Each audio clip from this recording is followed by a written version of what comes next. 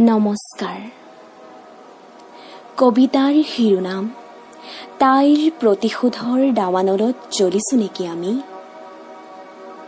ৰচনা অবিস্মিতা দত্ত, পাঠ সুস্মিতা দত্ত। তাইৰ প্ৰতিশোধৰ দাৱানলত জ্বলিছো নেকি আমি।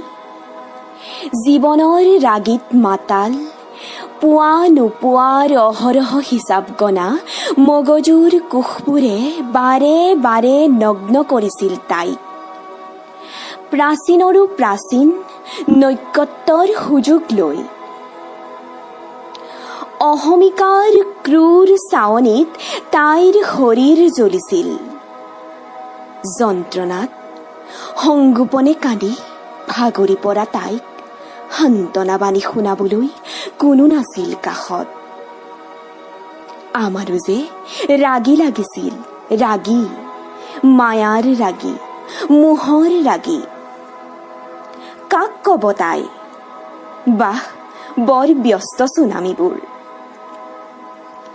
স্বাৰ্থপৰৰ দুনিয়াই তিল তিলকৈ শিকালে তাইক, বুজালেও তাইক, কৈ যে একো লাভেই নাই।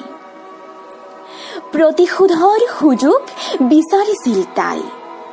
প্ৰতিশোধ ৰহ শিকাম তহঁতক, হেৰুৱাৰ যন্ত্ৰণা কি। নিসংগতাই কেনেকৈ কুৰুকি কুৰুকি খায়।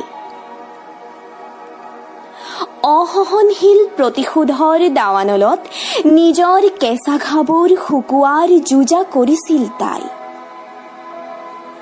বিপৰীতে অবোধৰ দুনিয়াত আত্মহননৰ প্ৰস্তুতি উঠিছিল তুংগত।